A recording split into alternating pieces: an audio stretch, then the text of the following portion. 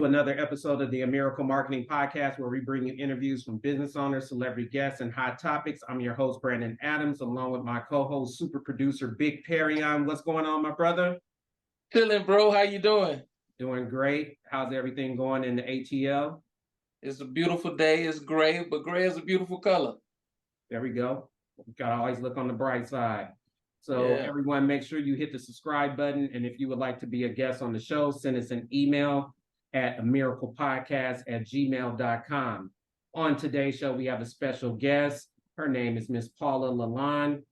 I'm sure you'll learn a lot about her industry. And so without further ado, we're going to bring Miss Paula Lalanne on. She is a nutritionist, certified fitness instructor, and she'll tell you a little bit about what all she has going on. Welcome to the show, Miss Paula. Thank you for having me. No problem. So I want to talk to you. You are a nutritionist, correct? Yes, I'm certified in nutrition, Pilates, and I'm a mom. And a mom of three. And a mama. Great. 3 beautiful girls. Wow. How do you juggle all those things? Well, 2 are in college now. My oldest daughter is a senior in high school, which is crazy. She's a baller, basketball player. And she's actually, I would call her my OG client, because I have been working with her since she was tiny on her footwork and kind of tying in some of my dance background with what she does with basketball. And it's kind of snowballed into this business for me. Okay. So do you work with her on her nutrition as well? I do. But, that's kind of something I was really into in college, and something I've always been cognizant of, because I really believe that we're made of what we eat. It's kind of like what we put into our bodies is what the building blocks, what we're made of. And some of that's had to do with me even convincing myself I like certain foods that I don't really like, and then learning to love them, and then getting certified and helping her. And just, it's a way of life. It's a lifestyle. It's not necessarily like a diet per se. Okay. Big Perryon? I wanted to ask a question about, I guess, nutrition. I know when I was growing up, they would say we learned about the food pyramid and so many different things that I grew up learning were good for us. We're finding out now that a lot of that stuff is bad. How do you inform the people that you work with when you're giving them tips on how to eat and how to stay fit? How do you break that old school learning and get them to get into what is proper for them now? Well, so I work with I've worked with NBA players, professional boxers, my daughter. And there's one basic rule that I always start with, but I'm a pretty direct person.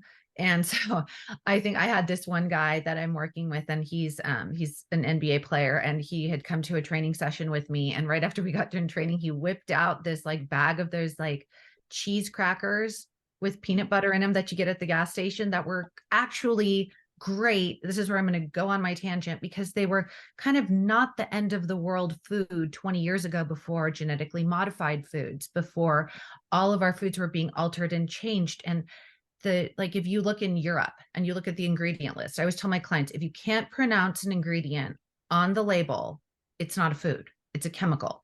Like if you go to I bake. I mean, my daughters ate cookies growing up, and I would put flour, sugar, eggs. I mean, all things that kind of like God made, that come from the earth. And so I'm really into like the concept of whole foods, and I don't believe in anything really being off limits. And I just start with that fundamental, like that basic building block for my clients. I'm like, okay, if you can't pronounce the ingredient, don't eat it. And then we kind of go from there. Are you vegan? No. So no. Are there certain foods or meats, proteins that you eat, or do you eat all different proteins and fish and shellfish, things of that nature? I pretty much eat everything. I mean, again, back to the whole idea of like, just like, if you take an animal, like my puppy I'm looking at right now, she's snoring on my bed.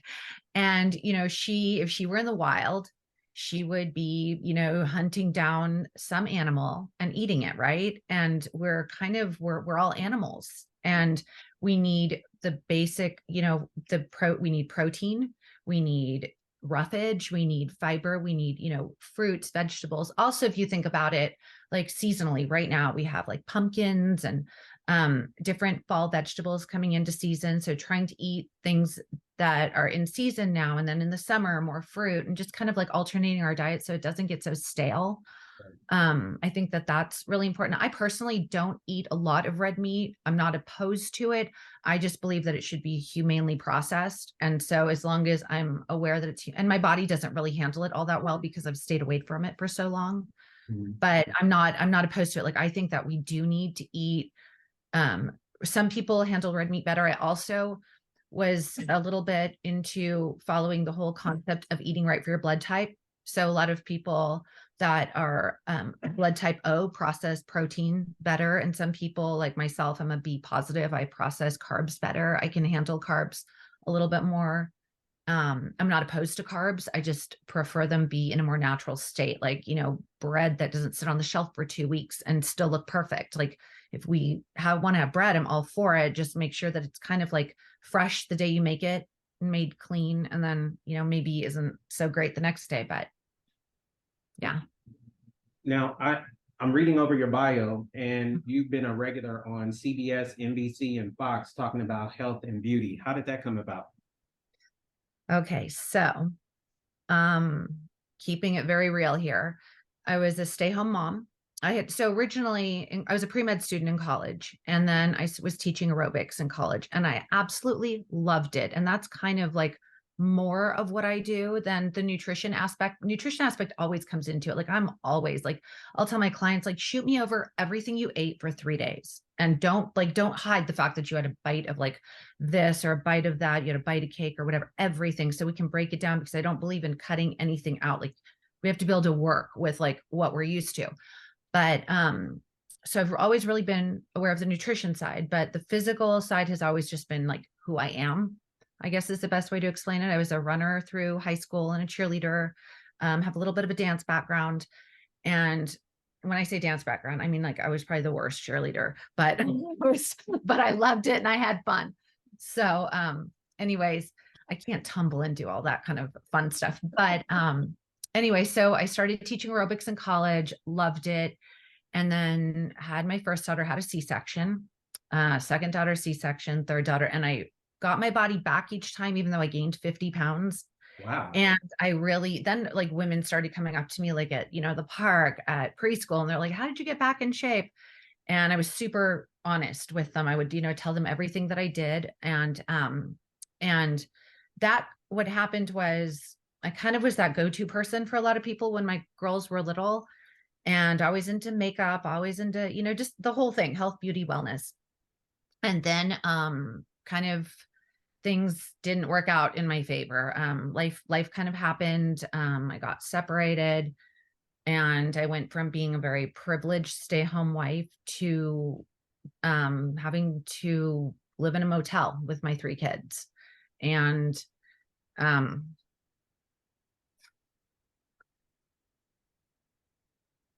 it's okay. And then my kids were in a car accident, all 3 of my girls. I can't believe I talk about this stuff all the time. So anyways, they all 3 had fractured spines and pelvises. This was about 6 years ago. And, on the surface, I really wanted to keep it all together because I didn't want people to know how bad things were. And but behind closed doors, it was a process and a struggle and hard. And that was when I figured out that I had to be really strong, and that I had to, I decided to leave my marriage and moved in with my parents, and started writing a blog because I kind of needed an outlet.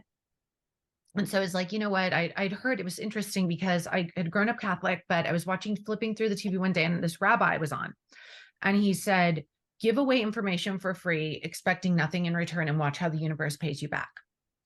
And so I was like, okay, that's kind of a cool idea. I'm just going to start a blog. And so I called it 5 Ways to Fabulous. So I would do everything in the number 5. It would be like, 5 lipsticks, 5 wines, 5 ab exercises, 5, whatever in the number 5. And then I started sharing my beauty tips and health and beauty tips on CBS, NBC, and Fox. And then once I had that following, then I was like, well, I should sell these people something because I have all these followers. I should, I need to make money. I'm a single mom now. How am I going to do this? And so I started selling eyelashes. I came out with my own line of eyelashes. And because I'm a pre-med student and a complete nerd, when it comes to like, just, I want to know how things work and stuff, I noticed that certain shapes of eyelashes look better on certain women than others. Like the ones that flare out at the end look prettier on some faces and so I developed a line where I had 5 different styles of eyelashes for the 5 different eye and face shapes. And so that was all going like gangbusters. And then COVID hit and nobody was wearing eyelashes anymore. And then coming out of COVID, everyone was wearing eyelash extensions. And during COVID, I ended up getting certified in Pilates. And that was so I already kind of had that Instagram following. So I was kind of like influencer light because I think I was at like, 18K followers. And so then I started teaching Pilates and now backtrack to my daughter. So one of my daughters my youngest daughter is a basketball player, and pre-accident, she had like insane handles, like spider, she hitting 5 threes in a quarter in a basketball tournament, just like she was playing up 4 years. And then coming out, she had lost a lot of mobility in her spine, hence the need for me to study Pilates, kind of try to figure out how to help her with that. And then she, okay, so she lost a lot of her footwork. She had lost speed. She had lost her vertical, and she had, lost her confidence and just that smoothness that she had with the ball. And her coaches would call her Curry because she was just super smooth. And you guys can check her Instagram out, Tessa Blue, Bleue, and she's like almost 6 feet tall now. It's crazy. But so I started working with her and then met my fiance, and I moved in with him in Los Angeles, and then he also had a home in Las Vegas, which is what brought me here to Vegas, which, by the way, I'd never been to. Like I'd been to Vegas like a couple of times, but we live like in the more Summerlin area, and it's so beautiful here. And like no traffic, and I can get everywhere I need to go and don't have to put a quarter in my grocery cart like I used to have to do in San Francisco. So I love it here. And started teaching out here. And then eventually I came up with this new workout method that I'm launching an app for. And I'm just really in the developmental stage of it, even though I do already have classes and have people coming to me. And I put her on a trampoline. And so most people think of a trampoline as fast. And again, back to like this nerd in me, I noticed like just the quick twitch muscle responding so much faster with her when she was on the trampoline, and myself. And then also I noticed like I'm really fit, and I have like my superpowers. I can kind of like I have endurance naturally. And I noticed that the trampoline kicked my ass like in 5 minutes. So I was like, oh, wait a minute, this is good. And then I started researching it, and I found out that it's used by NASA. It's 68% more effective than running. You burn more fat. It gets your lymphatic system going.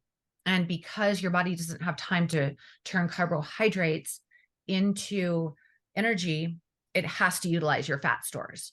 And I was teaching Pilates simultaneously with this class, and I realized that I was starving hungry after these classes because I was burning so many calories and so much energy. And so when I started telling women about it, they're like, sign me up because I want to burn fat. I want to do this. And then I realized we can't just jump for an hour. So I started using the trampoline with the bar and incorporated my Pilates methods with the trampoline. So it's like Tabata is a 20-10 ratio. So you're on for 20 seconds, off for 10, 4 times, and you do 2 rounds. So it's like, how about if I just do 1 hour of extended Tabata? So we're like crazy, going hard for like a song. Then we slow it down and we hold on to the bar and we go into a Pilates method. And then one of the girls that was taking one of my classes roundabout way ended up introducing me to my first professional athlete. And then things have kind of just taken off from there. And that's where I'm at. Carry on. I heard yesterday somebody was made a mention on Instagram where they were talking about the process and our purpose, and Mhm. that when you first get a diamond, it doesn't look like a diamond in the beginning, but after the process, after all of the pressure and the cutting away, then you see something beautiful. It was always beautiful, but it didn't look the same in the beginning as it Mhm. does at the end of the process. Mhm. So from your story, just everything that you went through, in that there was a shift that kind of like took you up more. It made you a hustler, you know, at the Mhm. same time, and it allowed you to see more possibilities into what you already had. It just added to you.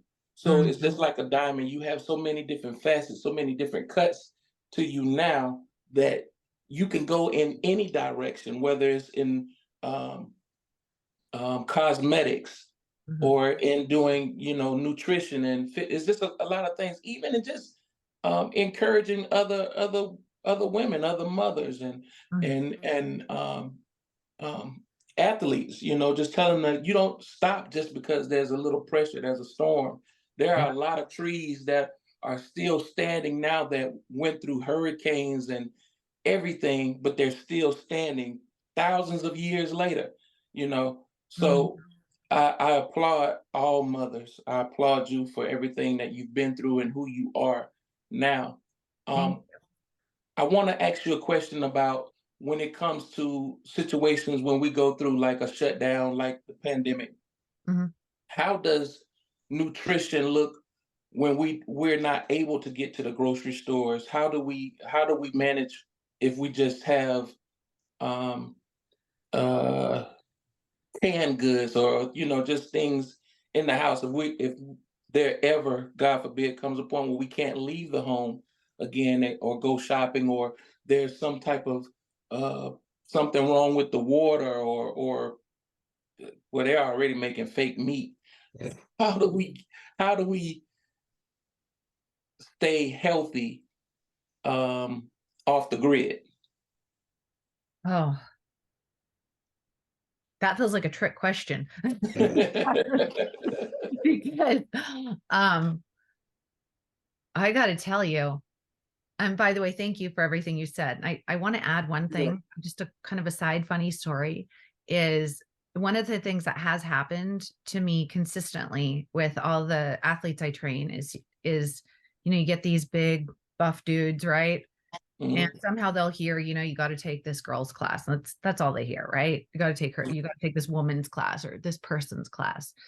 And they walk in and they show up and they're not expecting me, right?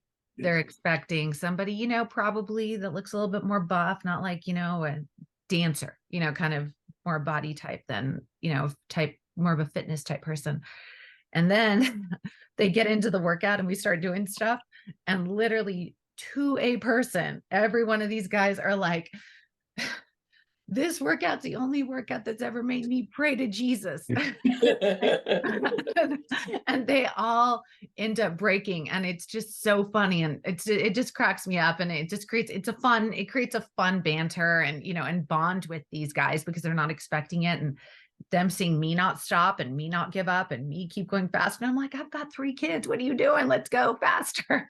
And so That's how- it's really fun to be the wolf in sheep's clothing in that way.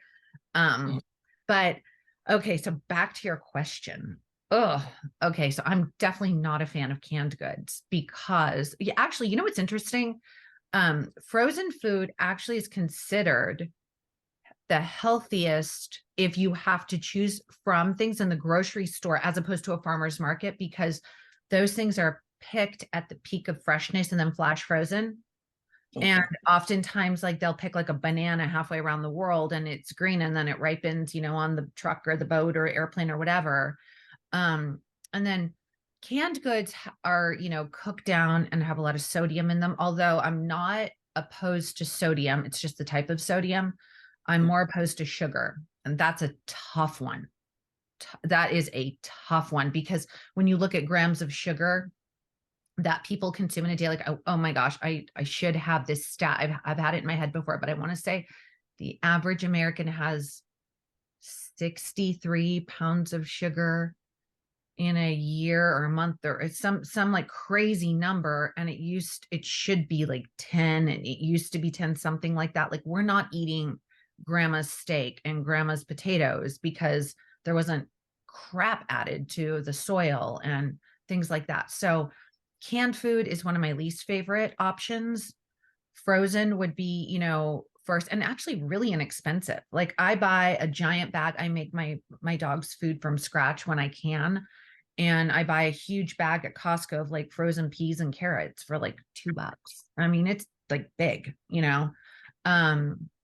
So when you're, saying like pandemic type situation, I just think that going for food in its most natural state is always your best option. Okay. I don't know if that helps. Because I see like where I stay at, my neighbors, they have kind of like off in the country a little bit. My neighbors have chickens, they may have rabbits and goats and stuff like that. So I see the animals eating the grass and the seeds in the in the yard. So I'm like, worst case scenario, I'm gonna be out there with some of these I'm gonna go old school. Go some of these chickens. We're gonna be out there having a picnic and enjoy life. So it's I know that we're not our bodies, where I've learned over the years that our bodies were not, our stomachs are not made to process like grass like a cow would eat. It doesn't break down in our body like it does in the cow, but it's kind of hard. I mean, when your back's against the wall, you gotta figure something out. I know back in the day, in the Western days, they used to boil potatoes and season rocks to make soup. Yeah. So I guess we got to come up with a rock soup recipe book or something for situations like that. I mean, because people are going to need to know how to survive. Yeah, well, it's coming. Trust me, it's coming.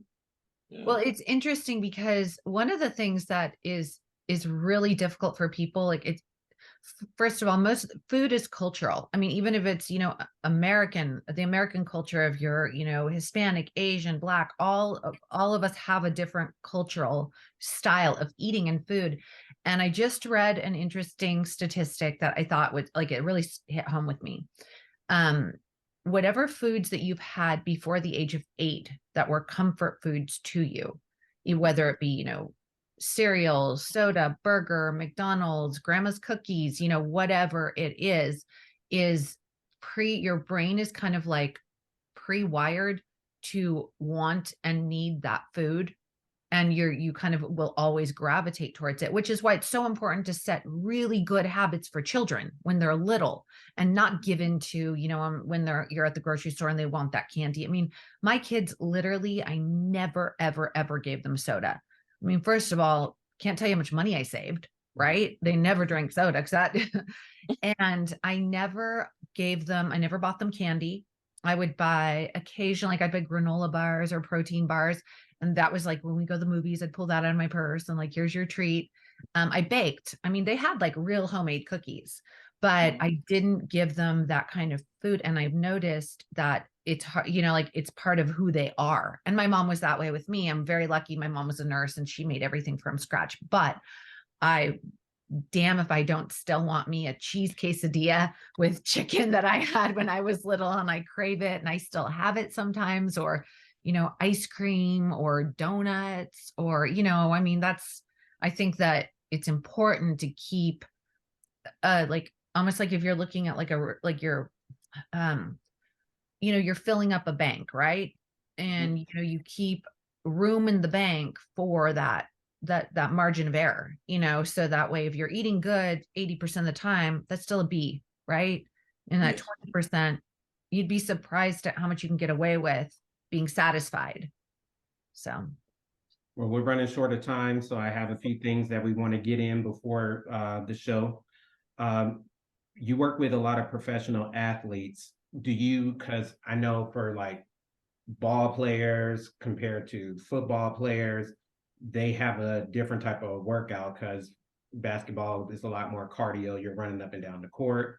Football, depending on the position that you play, some ball players got to be big because they have to do blocking, and receivers and different things got to run and have agility. Do you specify, nutrition and certain workouts? Because I know for football, if you're a receiver, they gotta.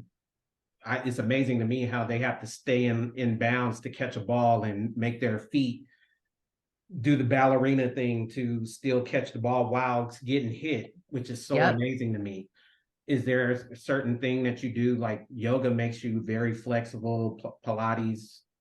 Do you have a specific workout between what particular sport they may play? Absolutely, I do.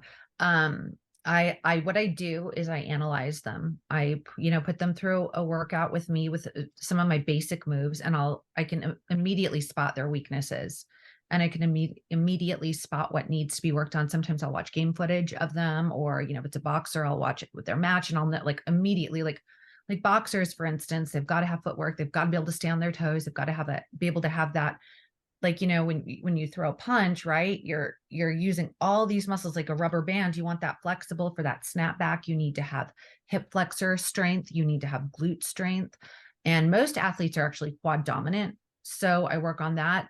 Basketball players need to increase that vertical. So I have a couple of exercises that are like insane to increase your vertical. One of the players that I'm working with right now, his vertical has increased. God, I don't want to say a number, but he's got, I want to say, like 4 to 6 inches in like 2 months with me doing some of the different things that we've been doing.